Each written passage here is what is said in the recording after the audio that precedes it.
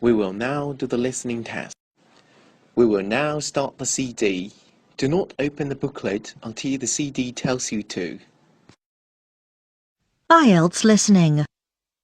You will hear a number of different recordings, and you will have to answer questions on what you hear. There will be time for you to read the instructions and questions, and you will have a chance to check your work. All the recordings will be played once only. The test is in 4 sections. Write all your answers in the listening question booklet. At the end of the test, you will be given 10 minutes to transfer your answers to an answer sheet. Now turn to Section 1 on page 2 of your question booklet.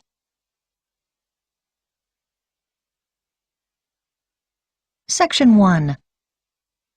You will hear a man inquiring about joining a wildlife conservation society. First, you have some time to look at questions 1 to 6 on page 2.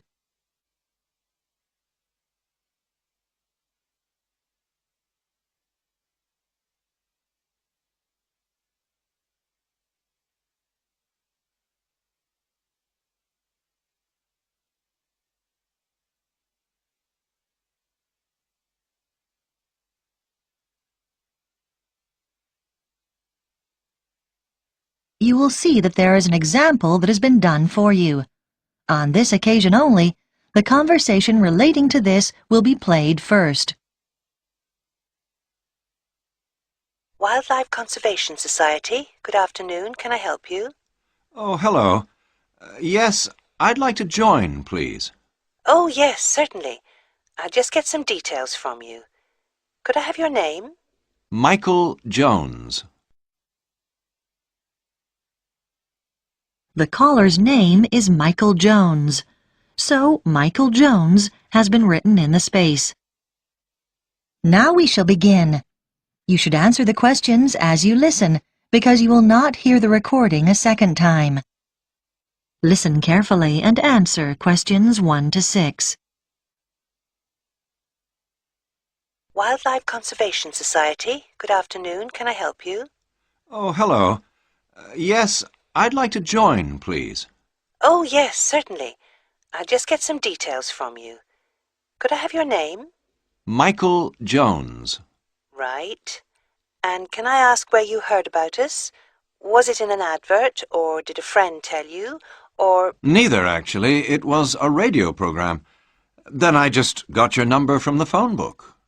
Oh, right. Now I need some membership details. It's Michael Jones, and the address?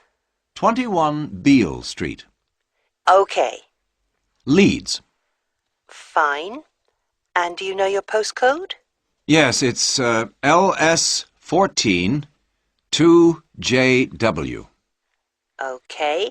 And do you have a daytime telephone number we can contact you on? Yes, you can call me at work. The number's 011 73 58642. And I can give you my office email address if you like. That'd probably be useful. Yes, please. It's mj@hennings.co.uk. Is that HENNINGS? That's right. Thank you. Now, I just need to ask you some questions about exactly what you want. First of all, how long do you want the membership for? We do 2, 3 and 5-year memberships, and we also do one for life. I think I'll just get the minimum length this time round. Fine. And then the type of membership. We do single, joint or family, which covers up to 4 children. Well, we haven't got any children, but I think I'll get the joint one because my wife will probably want to do the activities with me. Yes. Fine. Let me see. That'll be £49 altogether then, please. Before you hear the rest of the conversation, you have some time to look at questions 7 to 10 on page 2.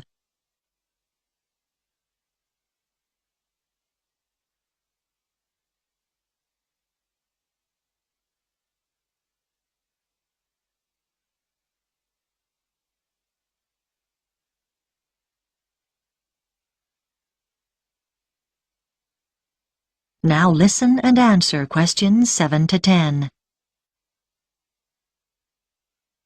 How would you like to pay? By direct debit? No problem. I just need your bank details. Can you give me the name first? It's the Union Bank. And now I've got your name, but I need your account number. 01059612. Okay. When would you like to start payment? Next month, on the 1st of October, or...? Can you make it the 15th instead? No problem. The membership will begin then too. Is that all right? That's fine. I'll just give you a reference number in case there's any problem. Have you got a pen? Yes. It's JYZ37. And we'll be sending you an information pack within a few days. Is there anything else? Oh yes, could you send me an additional one? I've got a friend who's very interested. Certainly, no problem. I'll make a note of that. There's also a video we can send you if you like. There's no charge. Yes, please. That'll be great. That is the end of Section 1. You now have half a minute to check your answers.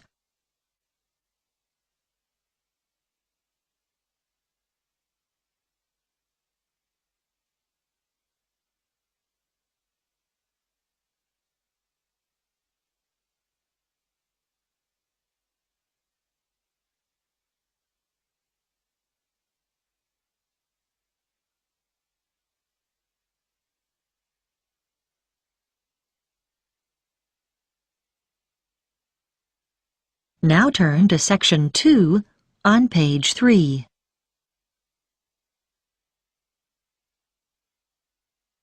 Section 2. You will hear a woman talking on a radio program about a festival that is about to take place. First, you have some time to look at questions 11 to 18 on page 3.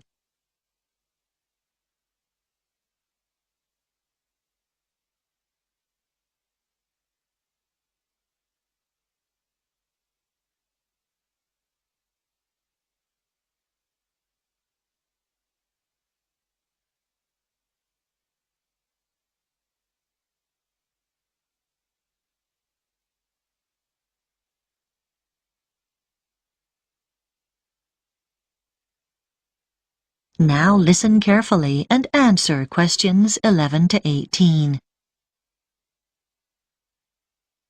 I have in the studio with me Mary Smith from Yorktown Tourism, who is here to tell us about some of the events happening in our state capital over the next 3 weeks at the Spring Festival. So, Mary, what can we expect to see? Well, it's such an exciting time to be in Yorktown. To kick off the Spring Festival, there'll be a huge firework display down by the lake, starting at 9 p.m. this Saturday, the 4th of September. Over 10,000 fireworks will be set off, all choreographed to music and broadcast simultaneously here on Radio Yorkie. You should get there early if you want to get close to the action. So, bring along a picnic and a blanket, as it could get chilly in the evening. One of the things that attracts visitors to the festival from all over the country is the amazing collection of flowers on show in Central Park throughout the festival. Special buses will run from the town centre to the show at 20-minute intervals for those of you who prefer to take public transport. If you're interested in seeing the latest in cars, from the fastest to the most expensive, then head over to the motor show at the Exhibition Centre from the 10th to the 15th of September. It'll be open daily from 9 a.m. until 10 p.m, so you can even pop there after work. Do you like photography? Then go along to Grow Your Imagination, an exhibition of photographs of famous gardens, which will be held at the Art Gallery from the 11th to the 19th of September. Come and be inspired by some of the world's most beautiful gardens. I've had a sneak preview of some of the photographs, and they are magnificent. If music is more your scene, then you should come and hear the Australian Philharmonic Orchestra performing Swing in Spring at the concert hall on Friday the 17th and Saturday the 18th of September. It's a celebration of dance music from the 1940s and 50s. There'll be 3 performances. Both evenings start at 7 p.m. and a matinee performance at 2:30 on the Saturday. So, get your dancing shoes on and head there. It's guaranteed to get your feet tapping. Before you hear the rest of the program, you have some time to look at questions 19 and 20 on page 4.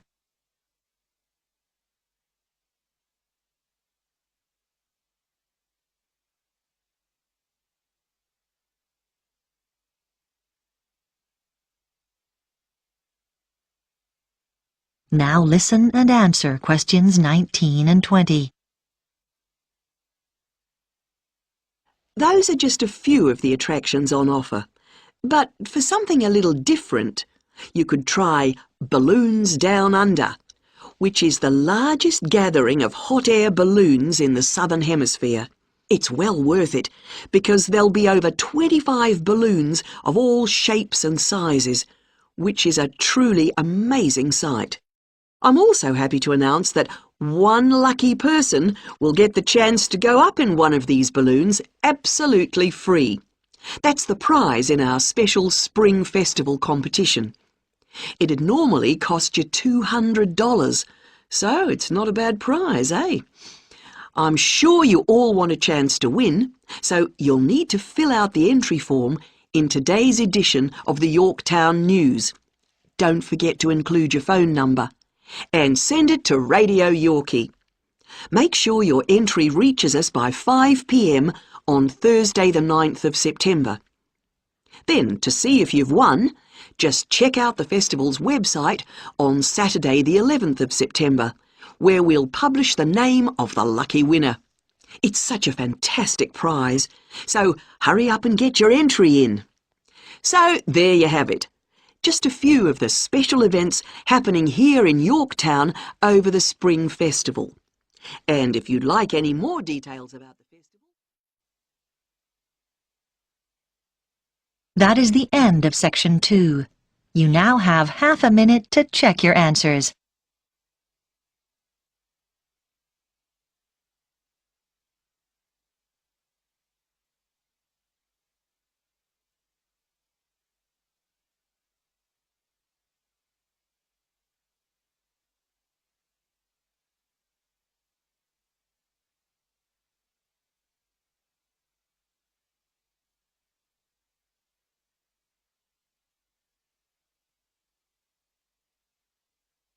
Now turn to section 3 on page 5.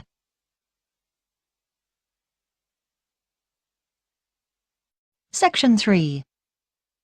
You will hear a student called Paul talking to a tutor about a course he is thinking of doing. First, you have some time to look at questions 21 to 25 on page 5.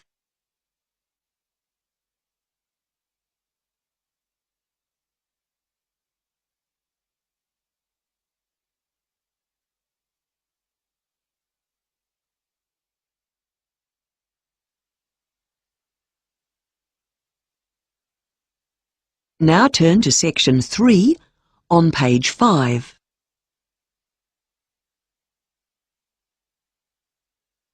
Section 3.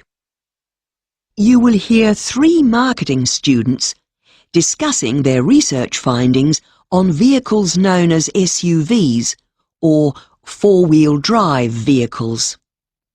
First, you have some time to look at questions 21 to 25 on page 6.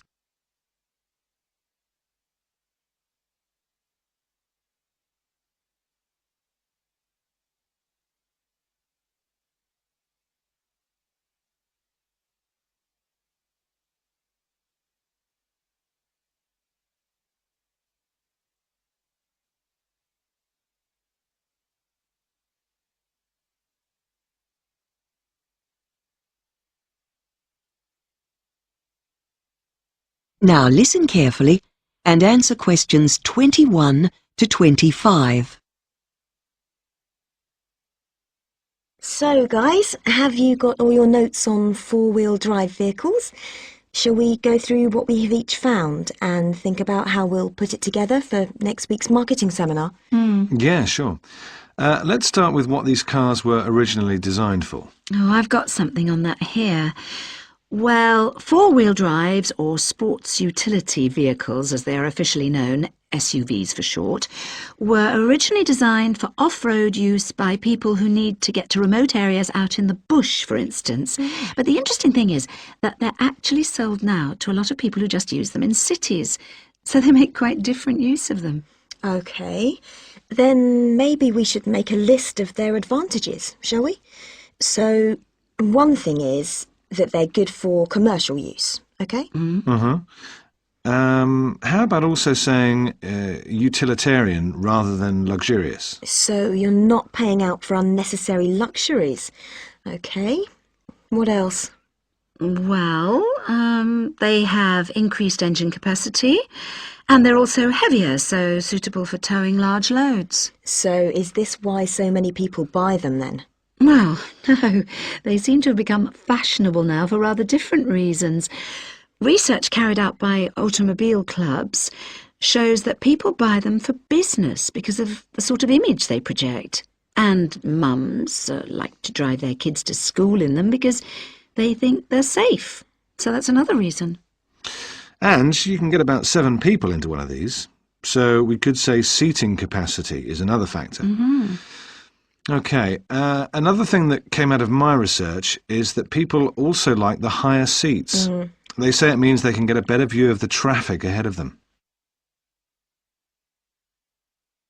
Before you hear the rest of the discussion, you have some time to look at questions 26 to 30 on page 6.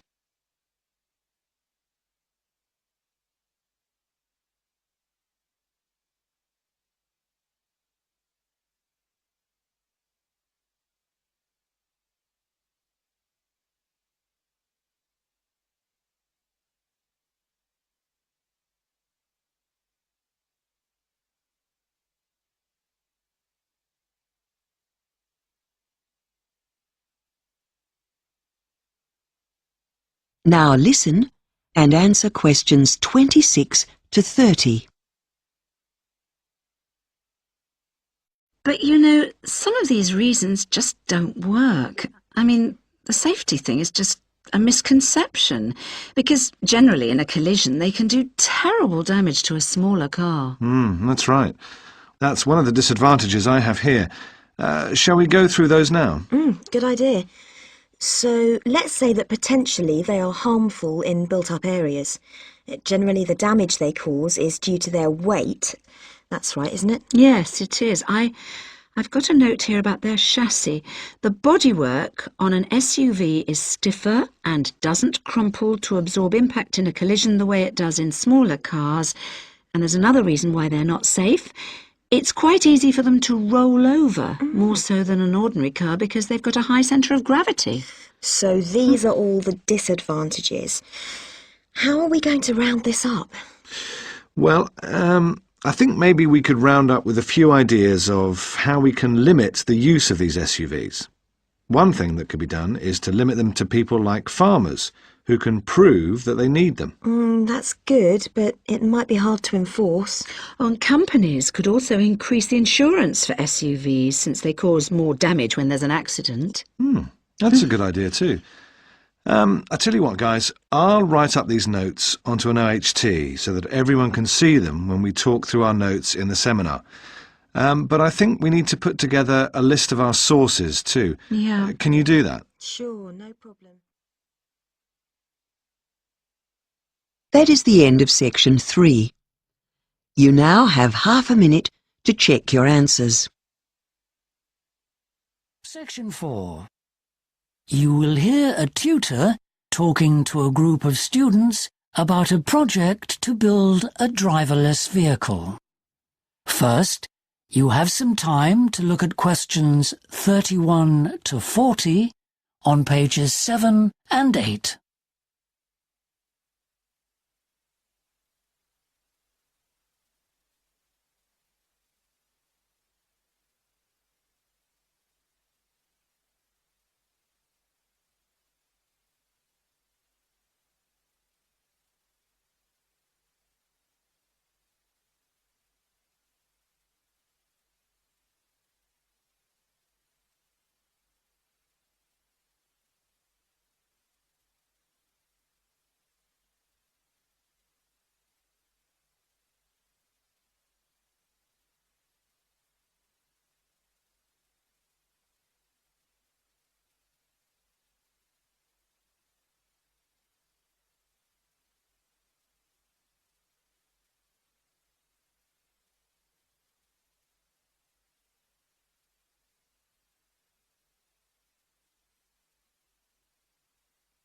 Now listen carefully and answer questions 31 to 40. Hello, everyone. I have an exciting announcement to make. The university has decided to enter an international competition next year, and we are going to need some enthusiastic undergraduates to help us with the project.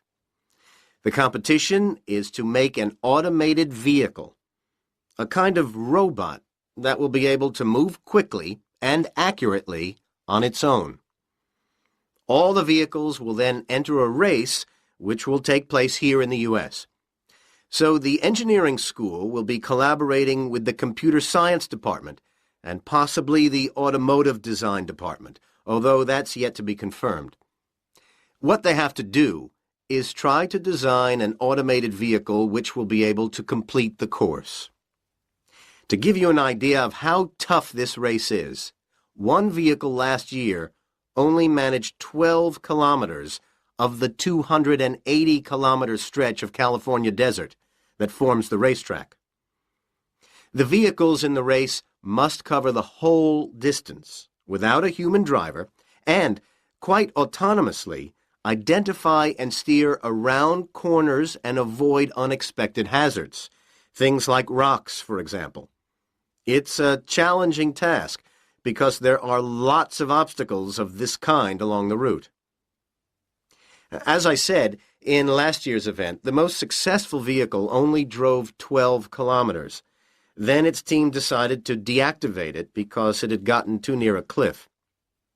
In the race held earlier this year, there still wasn't a winner, but they did much better, and there was one design which we will be analyzing carefully in seminars.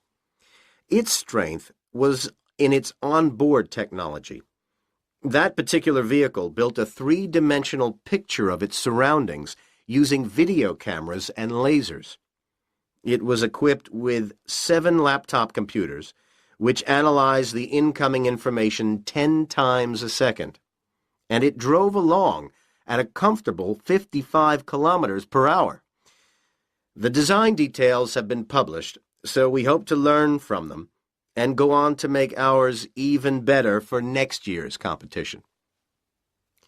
The competition is open to all universities, and there's a prize of $2 million for the winner. But it's really about more than that.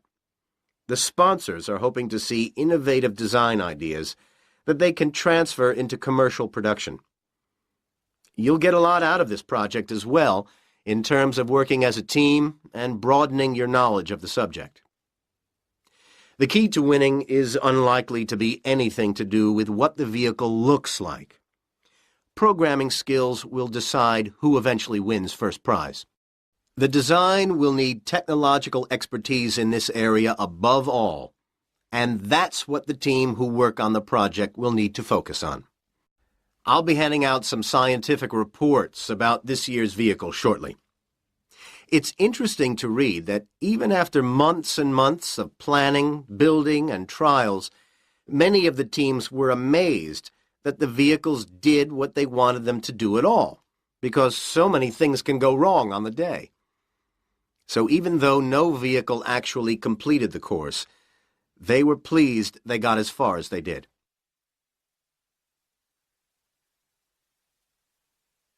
Right. If any of you are interested, this is the plan of action. Keep an eye on the main notice board for details. Firstly, at the beginning of May, we'll be scheduling a seminar to introduce the project to anyone who might be interested.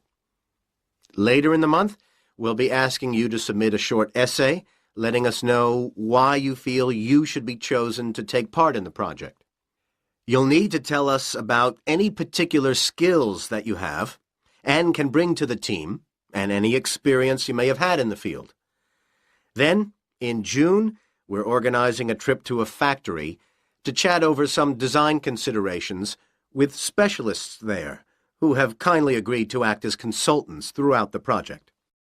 Then, at the beginning of the next semester in September, we thought we'd hold a weekend workshop to share ideas and see computer-aided design demonstrations. We have a brand new package which sponsors have kindly financed. You'll need to be able to use it with confidence before we start. In December, we'll be asking you to submit your outline designs, and the following month, we'll choose the team and start work in earnest. Okay, it sounds like a lot of fun, but it will also require serious commitment. So please think this through carefully. Some handouts are coming around now. Any questions? That is the end of section 4. You now have half a minute to check your answers.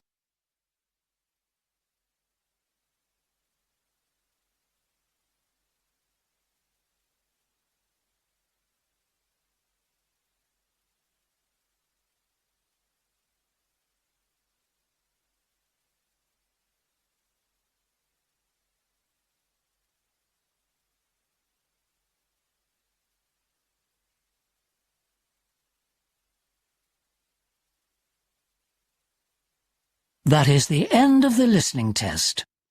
You now have 10 minutes to try